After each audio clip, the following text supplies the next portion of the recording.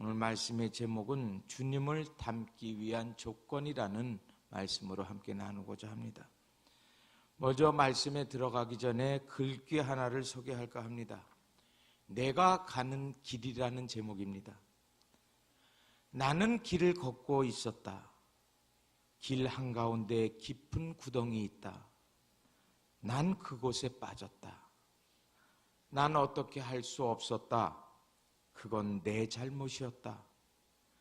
그 구멍에서 빠져나오는데 오랜 시간이 걸렸다. 난 길을 걷고 있다. 길 한가운데 깊은 구덩이 있다. 난 그걸 못 본 채 했다. 난 다시 그곳에 빠졌다. 똑같은 장소에 또다시 빠진 것이 믿어지지 않았다. 하지만 그건 내 잘못이 아니었다. 그곳에서 빠져나오는데 또 다시 오랜 시간이 걸렸다. 난 길을 걷고 있다. 길 한가운데 깊은 구멍이 있다.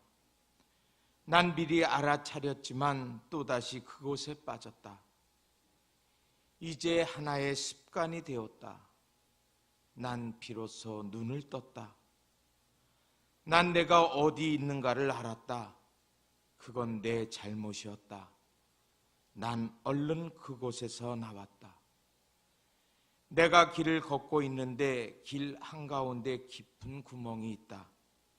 이제 그 옆으로 돌아서 지나갔다. 난 이제 다른 길로 가고 있다. 라는 글귀입니다. 글쎄 무엇을 뜻하는지 아마 여러분들이 각자 생각해 볼 수 있는 그와 같은 글귀가 아닌가 생각해 봅니다. 우리는 매일 하나님의 말씀을 믿고 하나님의 자녀라 하면서 똑같은 길을 가고 있으면서 늘 죄악 구덩이에 빠지고 있는 저희들이 아닌가 생각해 봅니다. 그곳으로 가면 꼭 빠질 수밖에 없음을 알면서도 우리는 그 길을 선택해서 가고 있는 미련한 우리들이 아닌가 생각합니다. 우리는 광야 같은 세상을 걸어 천국을 향해 걸어가는 순례자들입니다. 이 길은 험난하고 이 길은 좁기도 하고 이 길은 악하기도 한 길입니다. 그러나 이 길은 혼자 걷는 길이 아닙니다. 함께 동행하며 걷고 있습니다. 우리는 서로에게 동행자가 되어주고 있습니다. 그리고 무엇보다도 주님께서 우리와 동행하고 계시다라는 것입니다. 주님과 함께 길을 걸으면서 고통과 기쁨을 함께 나눕니다. 주님과 함께 가다 보면 고통도 기쁨으로 바뀌게 됩니다. 우리의 모든 것은 주님과 나눕니다. 그렇게 하다 보면 우리도 모르는 사이에 주님을 닮아가게 됩니다. 닮는다라는 말은 정말 깊은 의미를 느끼게 하는 표현입니다. 당신을 닮고 싶습니다 라는 말은 당신을 사랑합니다 라는 말보다 더 진한 표현입니다. 사랑은 과정이고 닮는 것은 사랑의 결과입니다. 닮았기 때문에 사랑하게 되는 게 아니라 깊이 사랑하기 때문에 닮게 됩니다. 누군가를 진정으로 사랑하면 상대방의 모든 것이 우리 영혼에 들어오고 그의 모든 것을 점점 닮아가게 됩니다. 습관, 표정, 생각, 취미 등 모든 것을 닮게 됩니다.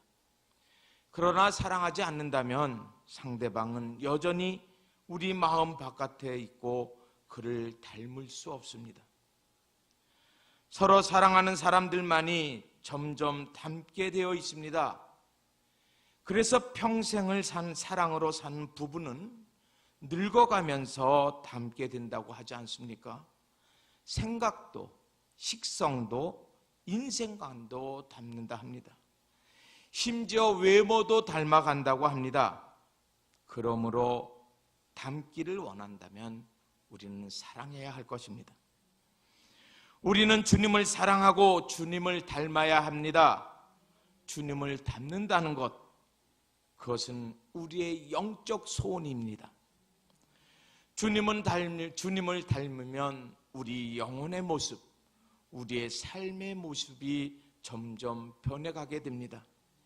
이것이 영적 성형 수술이라고 말할 수가 있습니다. 우리들의 외모를 고치는 성형이 아니라 영원히 주님을 닮아가는 성형 수술을 받기를 원합니다.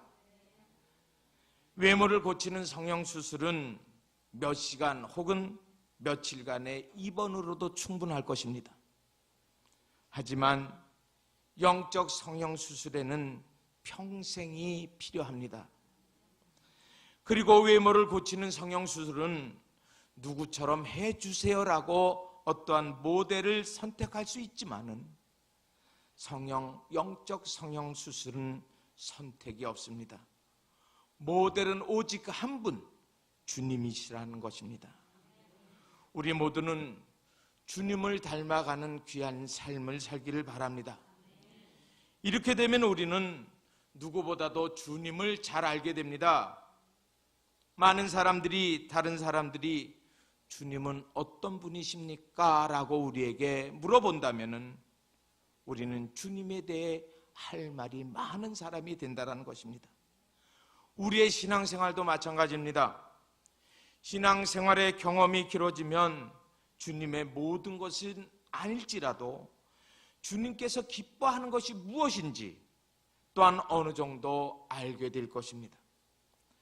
나중에는 주님이 기뻐하시는 기뻐하는 것을 우리도 기뻐하게 되고 주님이 싫어하시는 것을 또한 우리도 싫어하게 된다는 것입니다. 주님과 함께 통할 수 있다는 것입니다. 그렇게 오랜 세월을 주님과 함께 가다 보면 어느새 예수쟁이, 예수 전문가가 된다는 것입니다. 주님을 잘 아는 것은 우리에게도 너무 중요한 일인 것입니다. 바로 여기에 행복과 성공적인 삶이 달려있다는 것입니다. 호세아서 4장 6절 말씀에 보면은 내 백성이 지식이 없으므로 망하는도다. 내가 지식을 버렸으니 나도 너를 버려 내 제사장이 되지 못하게 할 것이요 라고 말씀하고 있습니다. 하나님께서는 화가 나셨어요. 백성들이 하나님을 알지 못했기 때문입니다. 그것은 하나님에 대해 도무지 알려고도 하지 않았습니다. 하나님께서는 당신이 어떠한 분인가를 다양하게 말씀하고 가르쳐주고 있습니다. 그렇지만 백성들은 기억조차 하지 않으려 했습니다. 하나님에 대해서 배우려도 하지 않았습니다. 그러다 보니 하나님께 대한 지식이 전혀 없었습니다. 하나님을 기쁘시게 하려고 해도 하나님 무엇을 원하고 계신지조차도 모르면서 생활하고 있다는 것입니다. 우리의 삶이 그렇지 않은가 한번 되돌아보시기 바랍니다. 그래서 호세아 선지자는 호세아 6장 3절 말씀에 이렇게 권면하고 있습니다. 그러므로 우리가 여호와를 알자, 힘써 여호와를 알자. 그의 나오심은 새벽빛같이 일정하니 비와 같이 땅을 적시는 늦은 비와 같이 우리에게 임하시리라 하리라 하고 기록하고 있는 것입니다.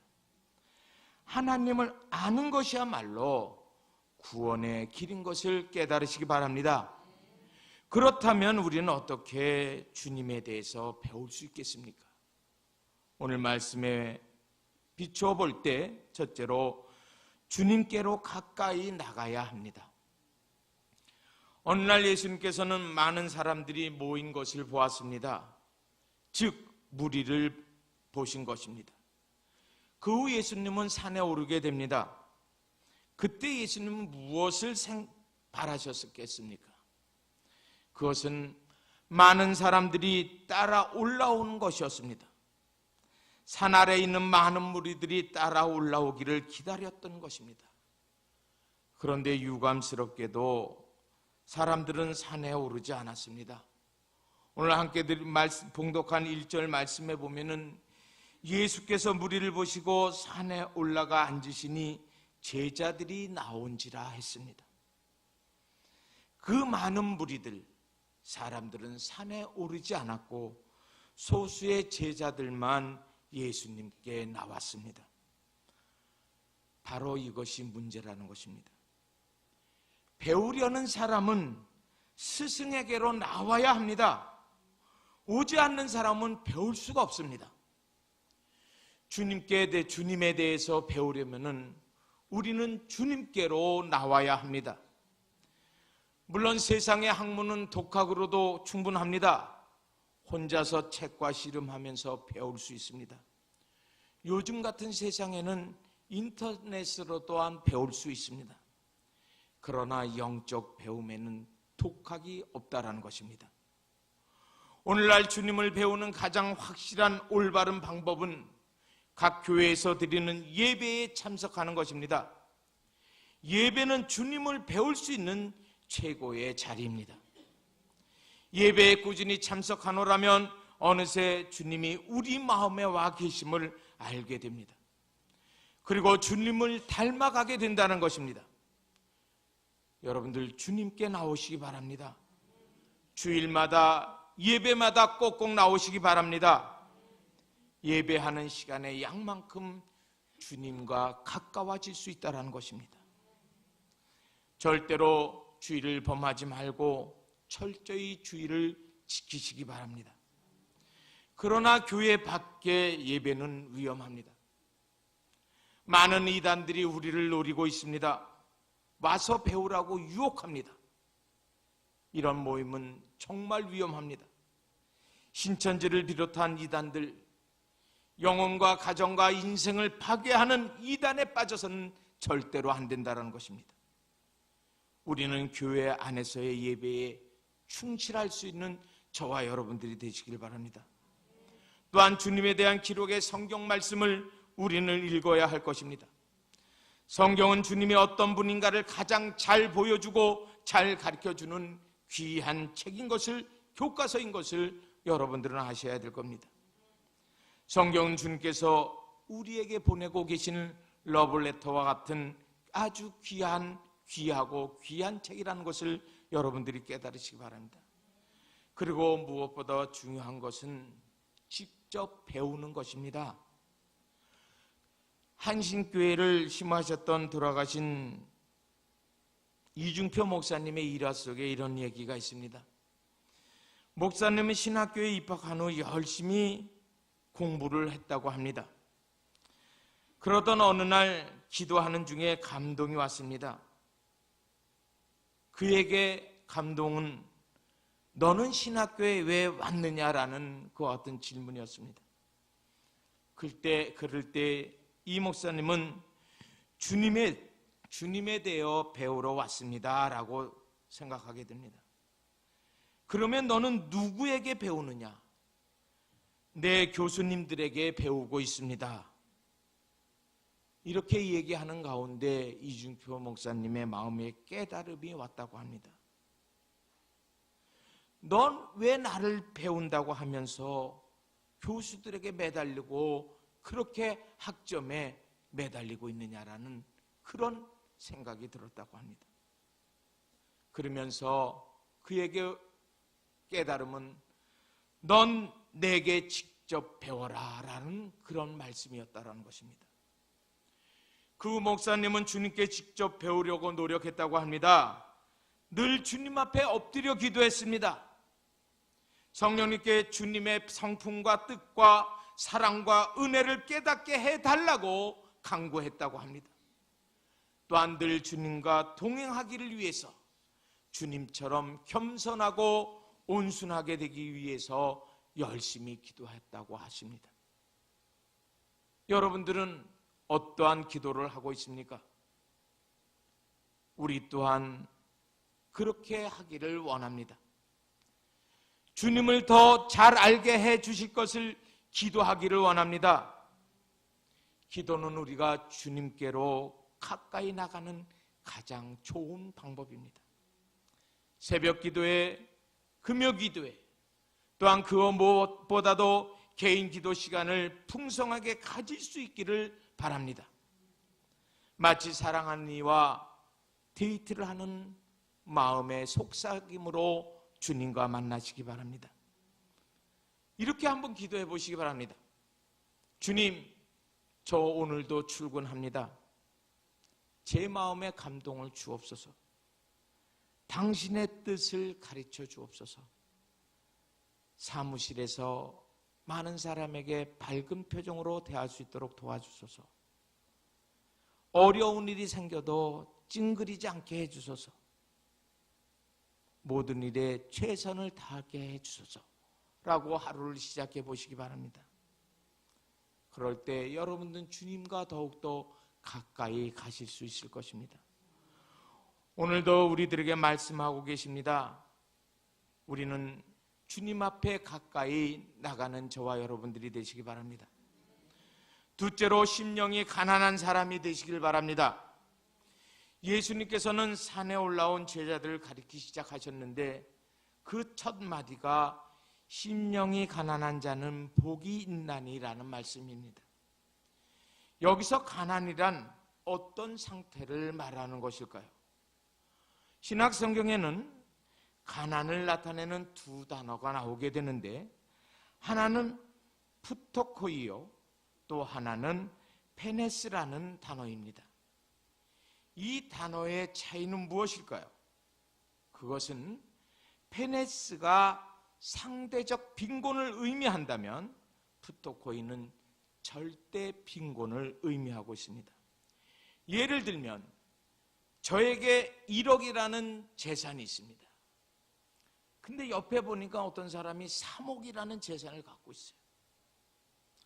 저는 3억 가진 사람에 비해 굉장히 빈곤한 사람이죠. 여러분 그렇게 생각 안 합니까? 그냥 1억만 있어도 좋습니까? 이때 이러한 빈곤을 상대적 빈곤이라고 얘기합니다. 즉 페네스를 말하고 있습니다. 그러나 어떤 사람은 1억은커녕 오늘 당장 먹을 것도 없어 죽겠는데 하는 끼니를 걱정하는 사람, 그의 가난은 절대 빈곤이라고 말할 수 있습니다. 그것은 푸토코이라는 상황에 표현되는 단어입니다. 오늘 본문에는 이 둘 중에서 푸토코이를 사용하고 있음을 보게 됩니다. 즉 심령이 상대적으로 가난한 것을 말하는 게 아니라 심령이 절대적으로 가난한 것을 말씀하고 있습니다. 주님, 저에게 진리를 가르쳐 주옵소서. 주님의 사랑을 가르쳐 주옵소서. 저는 당신의 은혜가 아니면 죽게 됩니다. 오직 주님 당신만이 저의 소망입니다. 저를 불쌍히 여겨주소서. 저에게는 주님밖에 없습니다. 저는 완전 빈털털입니다 라고 고백할 수 있는 절대 빈곤의 마음을 갖는 저와 여러분들이 되시길 바랍니다. 그러나 어떤 사람은 은혜 주세요라고 하면서도 마음 한속에는 여기서 못 받고 오늘 못 받으면 내일 받지. 그 사람은 우리가 뭐라 그러죠? 배가 불렀다고 하죠. 뭔가 믿는 구석이 있는 사람이, 그런 사람, 그 사람은 절대 빈곤보다는 상대 빈곤에 속해 있는 사람일 것입니다. 오늘 본문은 오직 주님의 은혜 외에는 희망이 조금도 없음을 고백하는 태도를 말씀하고 있습니다. 이런 마음을 가져야만이, 또한 목숨을 걸고 주님 앞에 달겨 들어야만이 주님과 가까이 갈 수 있고 주님의 사람이 될 수 있다는 것입니다. 1687년 독일의 뷰네부르크에 있는 어느 교회에, 교회 외빈 숙소에 숙소 마룻바닥에 젊은 목사가 엎드려 기도하고 있습니다. 그 목사님은 요한복음 20장 31절의 본문 말씀으로 설교의 부탁을 받고 그곳에 왔습니다. 그런데 그분은 설교 말씀을 준비하면서 눈물로 주님 앞에 매달려 기도하고 있습니다. 그러면서 그는 하나님, 저는 이 본문으로 설교할 수 없습니다라고 이렇게 얘기합니다. 그렇다면은 그 본문의 말씀이 도저히 이해할 수 없는 난해한 본문이었을까요? 요한복음 20장 31절 말씀은 이렇습니다. 오직 이것을 기록함은 너희로 예수께서 하나님의 아들 그리스도이심을 믿게 하려 하며 또 너희로 믿고 그 이름을 힘입어 생명을 얻게 하려 함이라라는 그와 같은 기독교 복음의 아주 기초적인 내용을 담고 있는 말씀이었습니다. 그런데 이분이 왜 설교할 수 없다고 울면서 기도하고 있을까요? 성경에 대해서 무식해서요? 아닙니다. 이분은 어렸을 적부터 성경을 배웠고 라이프치 대학에서 성경을 가르쳤고 그곳의 동료 교수들과 언어 성경 연구회를 만들어서 성경을 연구하고 열심히 배운 학자였습니다. 그렇다면 이분이 그 다음날 설교를 했을까요? 못했을까요? 그분이 남긴 글을 보면 이렇게 되어 있습니다. 기도를 시작할 때는 큰 의심과 염려를 가지고 무릎을 꿇었지만 다시 일어설 때는 말할 수 없는 기쁨과 큰 확신을 갖고 있었다. 기도를 시작할 때는 하나님이 계시다는 것을 믿지 못했지만은 기도를 마치고 일어설 때는 두려움이나 의심 없이 목숨을 바칠 만큼 확실하게 하나님의 존재를 믿었다. 나는 잠자리에 들었지만은 너무 기뻐서 잠을 이룰 수 없다라고 이렇게 그의 글귀에 기록하고 있습니다. 이분은 독일의 경건주의에서 빼놓을 수 없는 아구스트 헤르만 플랑크 목사님이었습니다. 여러분들도 플랑크 목사님이 보여준 그와 같은 태도를 배우시기 바랍니다. 절대적으로 가난한 심령의 모습을 여러분들도 배우시기 바랍니다. 이러한 모습으로 주님 앞에 엎드릴 때 우리는 주님을 만날 수 있고 주님을 배울 수 있다는 것입니다. 여러분들 주님을 안다고 생각하지 마십시오. 교육자들도 배워야 되고 장로님, 권사님, 지사님 모든 성도들이 심령이 가난한 사람이 되어서 끊임없이 배우고 채워지기를 간절히 기도합니다. 주님은 이와 같은 사람과 함께 걷기를 좋아하십니다. 주님은 교만한 사람을 싫어하십니다. 무식한 사람보다 더 불쌍한 사람은 배울 게 없다고 생각하는 사람입니다. 신앙생활 40년 했으면 배울 게 없습니까? 60년 신앙생활 했으면 배울 게 없습니까? 60년 신앙생활을 하나 2달 신앙생활을 하나 하나님 앞에 경건한 마음을 배우시기 바랍니다. 오늘 특별히 우리 새가족 사역팀들 이제 우리 교회에 오면은 그들을 위해서 하나님의 말씀과 교회에 대해서 잘 가르쳐주고 계실 텐데 그들에게 먼저 심령의 가난함을 배워주시기 바랍니다. 주님 앞에 매달려 기도할 수 있는 절대적 빈곤, 신앙에 대한 주님에 대한 절대적 빈곤을 느낄 수 있는 그와 같은 신앙을 심어주시기 바랍니다. 그럴 때에 정말 그들이 주님을 위해서 교회를 위해서 충성을 다할 수 있는 그와 같은 훌륭한 하나님의 자녀로서 성장해 갈 것입니다. 2018년도 벌써 5월 달입니다.